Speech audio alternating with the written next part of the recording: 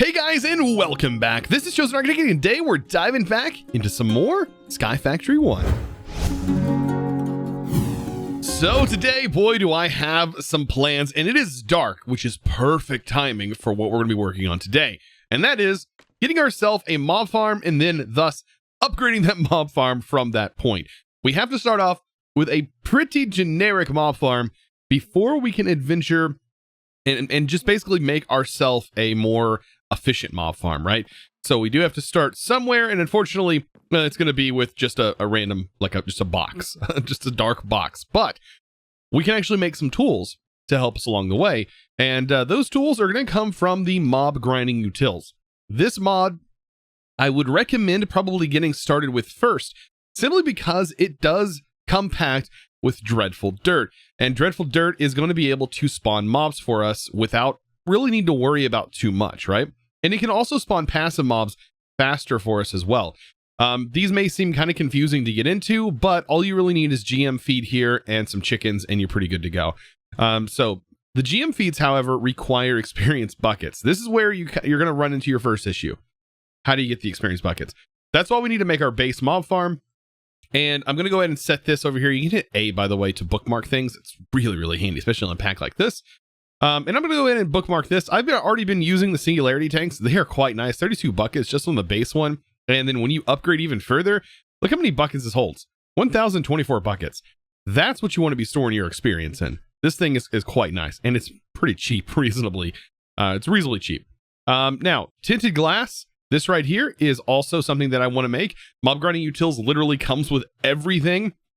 This is the best dark glass that is available so far that I've seen. It's the cheapest. Everything else requires other infrastructure to get started. So let's go ahead and get started with this. It's pretty nice. We are basically going to be using the mob masher and some mob fans, along with, I believe, just the fan width modifier. All of these are pretty cheap, as you can see. And that will get us started with a pretty decent mob farm. However, I do need a box, and I think I'm going to make it about a 7x7 in size, just to kind of keep things out of the way. And I already have my location marked. This is right where the center of this farm is going to be, generally the center of this farm. So right here is about 24 blocks away, and that's about the distance that mobs will start to spawn. Of course, I'm going to expand that a little bit more.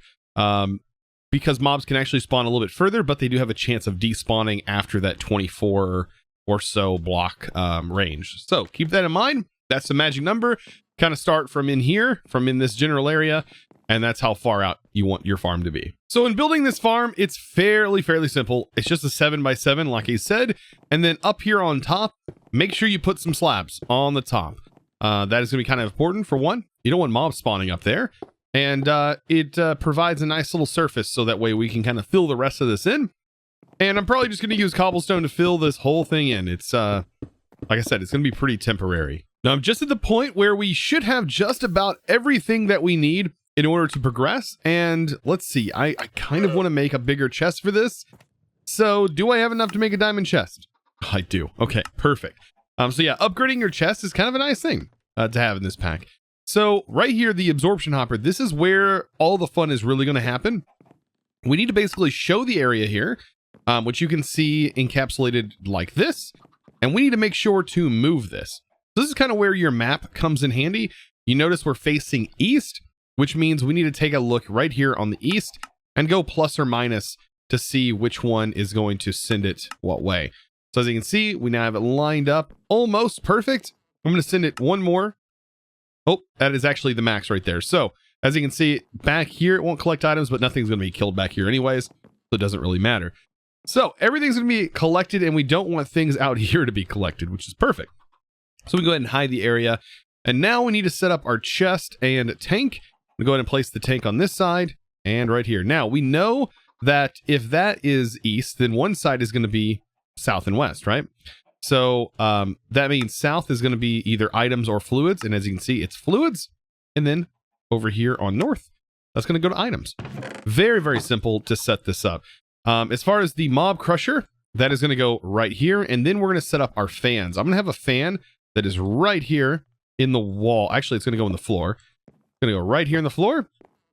And then this one's going to go right in the floor. And this is going to basically push mobs into this. But we also need some over here. So I'm going to actually place one right here. And one that is spaced one away from the wall over here as well. And maybe wondering, like, why are you doing that? Like, why are you spacing them out? Because I have upgrades. The basic area is only this far.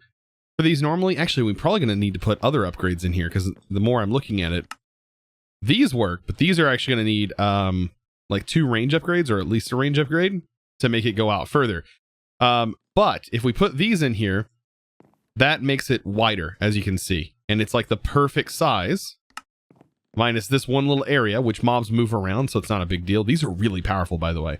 And we may not even need it. Like I said, this is so powerful that when it pushes, so long as there's not anything in its way. Actually, that might be the issue. Yeah, that is the issue. It's because, yeah, there's a torch in the way. So that is affecting the range. Okay, interesting. Let's go ahead and put that back down so nothing spawns. But yeah, same goes for this course. I want everything to be forced in here. So we just need 1 range upgrade, and those are actually surprisingly really, really cheap. So now that these have their upgrades in them, let's go ahead and test this out, show the area. That is exactly where I want the mobs to go. Perfect. Okay, now this needs to be turned on. And actually all the fans, they need to be turned on as well. So this is kind of nice because we have this area that we can at least walk through. Because as you can see, just barely touching that edge is going to send the mobs flying. Same over here. We need a way to access those. Turn that on. And last but not least, I'm going to put a lever right here. Just to be able to turn this on. Mobs don't interact with levers, so should not have a problem there. And last but not least, we need to, well, break that torch. Let's go ahead and turn that off and that off. Break the torch.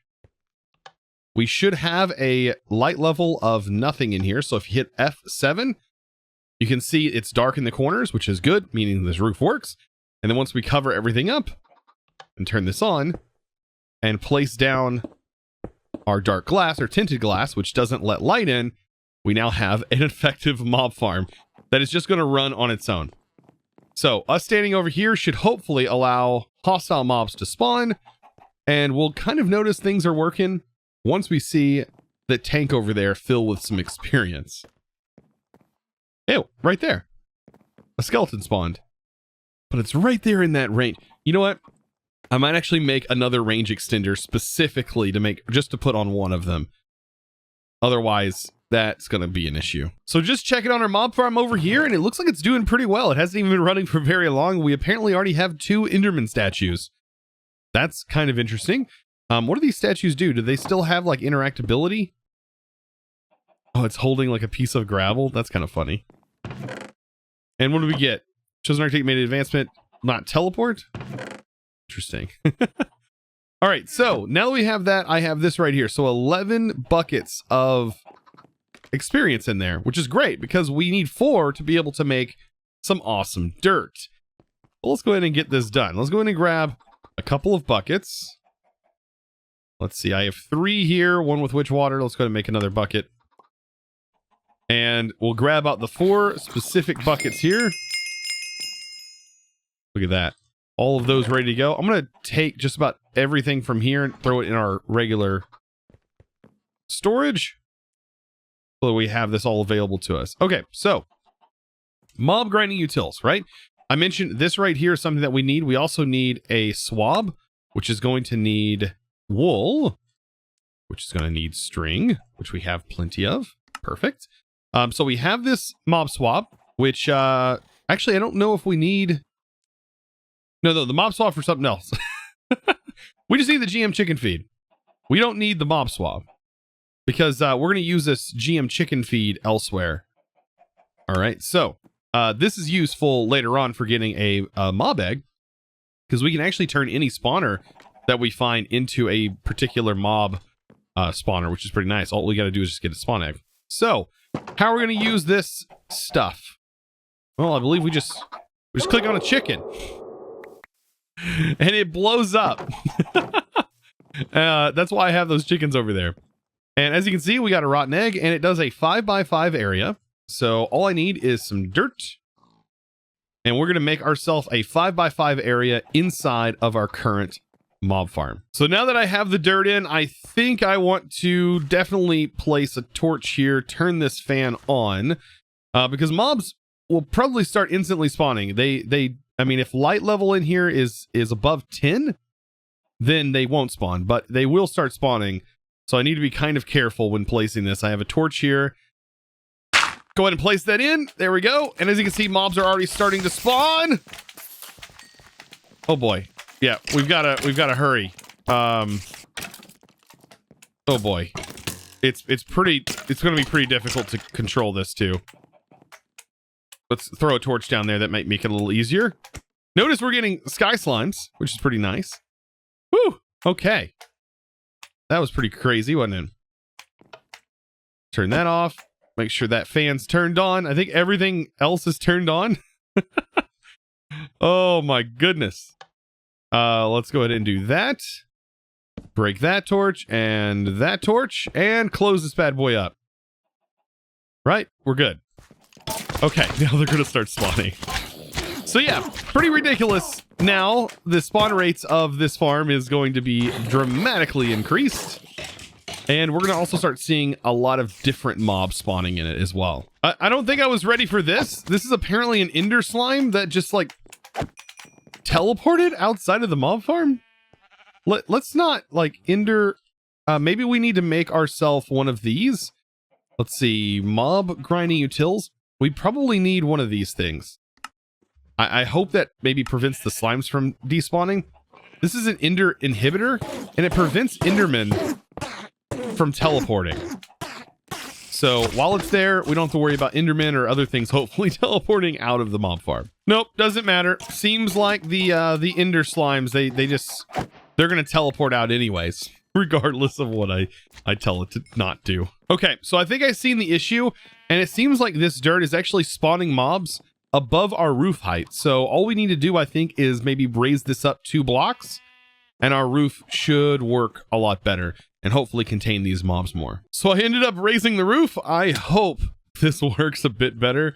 Oh boy, that pushes you right into it, doesn't it? Man. All right. So, dark glass, break the torch. Woo! Step back and let the magic happen. All right. Yeah, I raised it 2 blocks, by the way, so hopefully the slimes will be more contained now. That's the goal anyways. So with squids not really being a thing that I can seem to get, I decided to go ahead and make a little bit of a water pool here. And there's actually a really interesting thing from Cyclic that I would love to try out. It doesn't require power, but it fishes for us. So anything that is fish related, we can actually get, which is pretty cool. There we go. Fishing net. That massive thing is coming at us. By the way, the farm still produces these things. I have no idea what to do with these. They are, there's something else. Like I said, this is a temporary mob farm just to really get us a lot of drops from the farms. But I have no idea why. Oh, we got spoils bags. What do these do? Oh, was that a chance queue? We got force mitts from the force mod. Interesting. Oh, whoa, whoa, whoa, whoa. Hey, hey, hey. Whoa, hold up. What was that? Oh my God, it teleported me into the mob farm. Oh my gosh. Yeah, let's not be over there by this. This is that's not a safe place. Oh man, this farm. These things can teleport you from Tinker's Construct? That's dangerous. Anyways, with that craziness going on, let's go ahead and get this set up. Let's go ahead and place it right there. Now, this does need a fishing rod. So that is going to continue to work. And yeah, we're just going to place, I guess, a chest on top. And then I'm going to use a basic item collector on top of it. And that should collect the stuff in the area. Yeah, it does look like it will. We can also drop the Y level down a little bit as well. Actually, that's not changing the Y. That's just changing how big it actually is. But there we go. That should be plenty. And this should work. And looky there. That didn't actually take very long at all. Now, I don't know if this is actually doing the work or if it's placing it directly into the chest. I don't remember, but I thought it actually just fishes the items up into the water and you need some way to collect them. But either way, it is nice to have that just to make sure. And you know what? I didn't even realize this when I opened the chest. Look how much ink sacs are in here. So this is technically our squid farm. Yeah, it's fishing up ink sacs, which is exactly what I needed. So because this mob farm is so dangerous, I definitely want a method to be able to turn it off. These kind of work to at least give me a little bit better chance to get some sort of torch in here. But this is not the way that I want to turn this on and off, right? No, I don't want to try and shoot something in there like that and turn it off that way. That's definitely not how I want to go about this. So there's got to be a better way to do this, right? All right, let's turn this off so I don't die. And I'm going to be setting up a lever, or basically I'm going to be setting up a redstone lamp with a lever on it that is going to drape over the top of this just right. And I'm going to be able to toggle it on and off from somewhere else, which is pretty cool. So I'm going to show you how to do that. So right here, it's called the remote lever. This is basically you bind this from cyclic to a lever. And so that's going to be attached to the lamp. And so let's toggle that off. If I place a torch down, I can actually interact with this, which makes it a little bit easier to turn these things off. But right here in the center is where I want to place this. And then a lamp. Actually, I want the lamp to go up one. And that should be enough room, I think. That should be enough room. Go ahead and break this one. Right there. And then if I have the lever on the bottom, I can go ahead and link this, shift right click to it, and you can see I can turn it on and off. And what I want to see is this enough light? So we can actually check. The light level has to be 10 in order for mobs to not spawn on here, 10 or higher. So I need to check. So just from testing, I 100% know that I do not want this where it's currently at. I want it to go right in the middle. It's going to go right in the floor. Oh man, because it's too much. It's just too much. Let's see. It won't be enough light to carry if I do that. So let's go ahead and do this. There we go. What are those? Are those slimes that are clay? Excuse me? I was wondering where I was getting clay from. These are from Tinker's Construct. So yeah, this thing definitely spawns all those Tinker's Construct mobs, which is just crazy amount of slimes. So if we do this, I just broke the torch again. Get out of here. I love how we can attack that with this. Kill it with fire. There we go. Perfect. I want to break this block. There we go. And I can throw a lever on it. There's plenty of space for mobs to spawn. Shift right click to link. Make sure that's on. What's the light level here? It is definitely 12. So we are golden. By just turning that on and off, we can choose whether or not mobs are going to be able to spawn in here or not. But man, those slimes are deadly. Like I said, this is a temporary setup, but still, it's like later on we're not going to be using this to kill mobs, so I think it's going to be a little bit better. We're going to be using Industrial Foregoing to do that, and this will be set up a whole lot differently. But right now we got to deal with, you know, them teleporting out, which is kind of unfortunate. So let's turn this off. Bam, test it out, and it's dark again in there. Mob spawning. I did forget to do some stuff though. I gotta go back in there and turn these levers back on. So now that we have this mob farm running, it's definitely a thing. I'm gonna go ahead and turn it off for right now while we work on some other stuff so we don't get attacked by slimes. But I went ahead and made a Magmatic Dynamo because I really want to get a redstone furnace up and running here. This is going to definitely help us out because right now we've just been cooking things with coal and furnaces, and well, it's just not as fun, right? To do that. Do we not have copper? Are we copper? Hello? Oh my gosh, we're out of copper, but we can actually double our copper over here, and I've no longer needed to actually smelt things like this in the furnaces, which is kind of nice because I can just toss it in, and it just gets spit out as doubled ingots, which is super nice. So I need to actually wait for that apparently, but while we're waiting on that, we can go ahead and actually make ender tanks because this right here is what we set out for last episode and we ended up getting it, right? All it needs obsidian, and I just need a few buckets of it. And this is going to be a lot easier to get later on because I'm about to hook all of this up into an intertank. Like all this extra lava that we have over here, like there's honestly a lot of lava because these are backed up. The cables have buffers in them as well.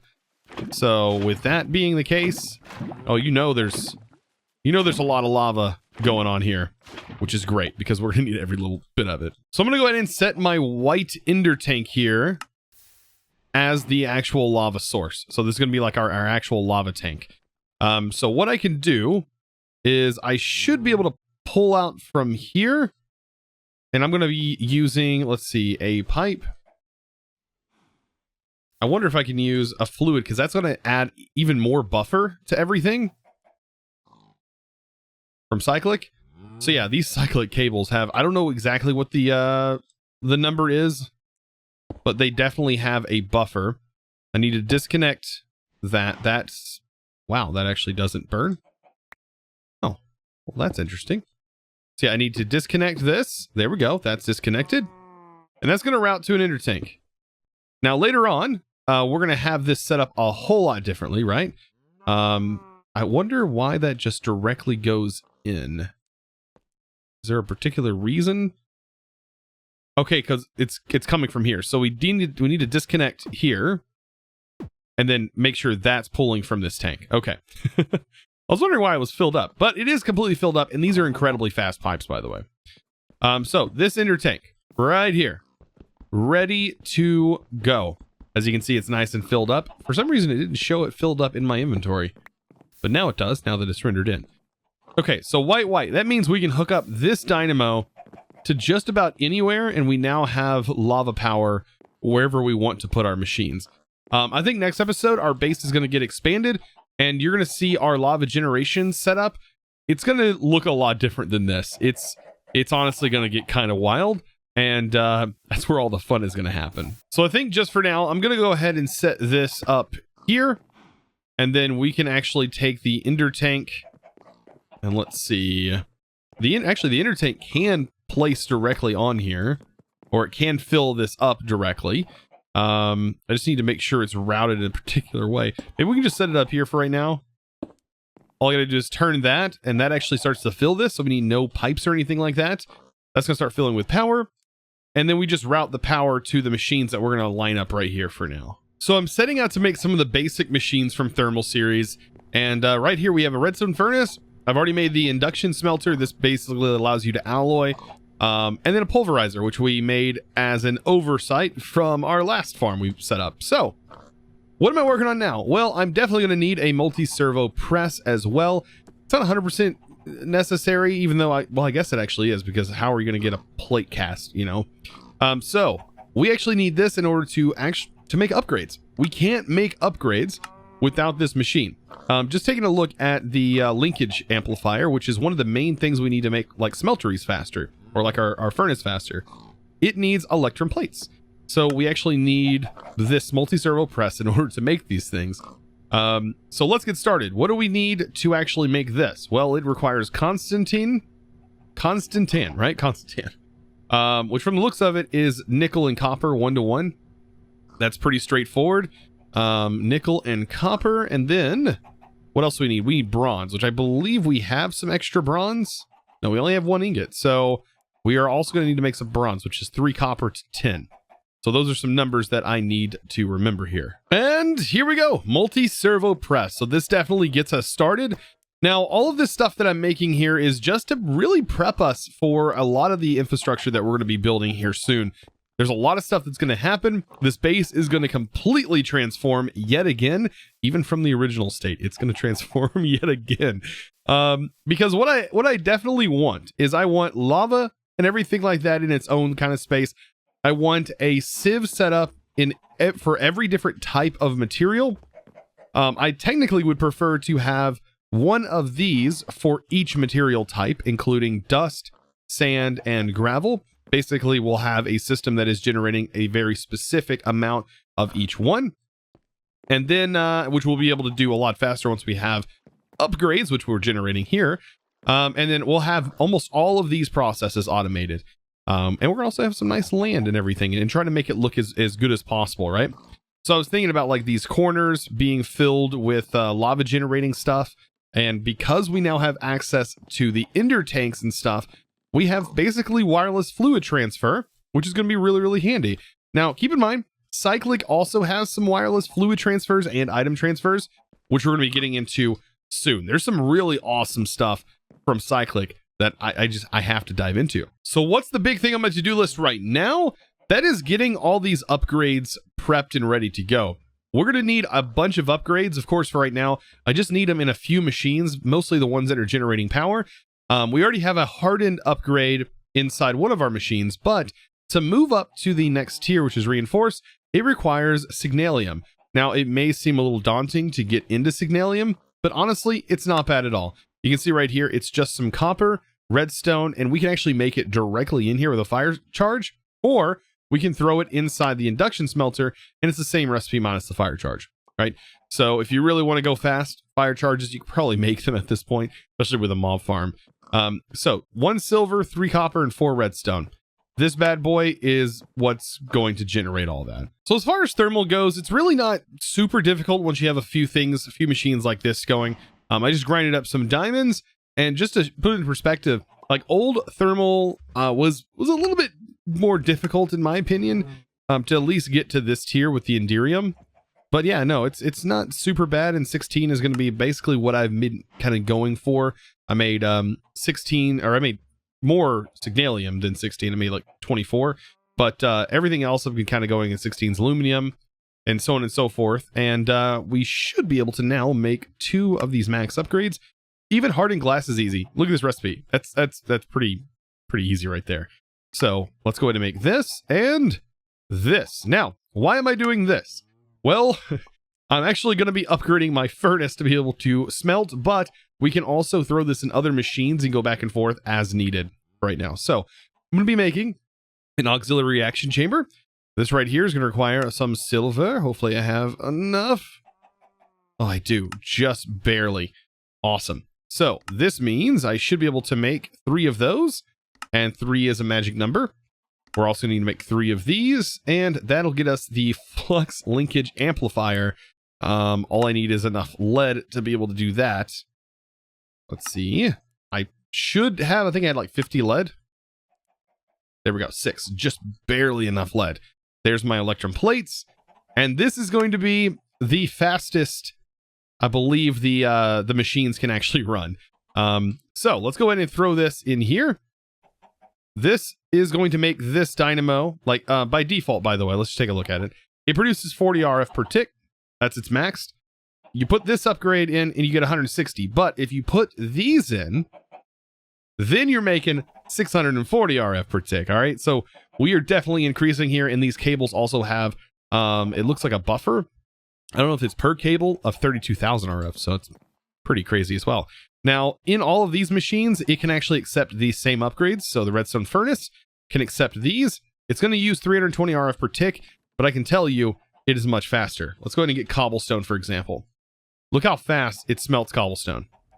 Yeah, it's a whole lot quicker now. So guys, did you learn something today? If you did, be sure to let me know down in the comments below. I would really, really like to know. But guys, I do want to give a huge shout out to the sponsor of today's video, and that is going to go to La Apparitions. Thank you so much, or Apparition. Thank you so much for your amazing support over on Patreon. And guys, of course, if you're interested yourself in becoming a patron, you can find that linked down in the description below. Guys, I really hope you enjoyed. If you did, be sure to click that subscribe button if you haven't already, and give this video a huge thumbs up. I really appreciate it. Of course, guys, I will see you in the next episode where there's gonna be some crazy things going on.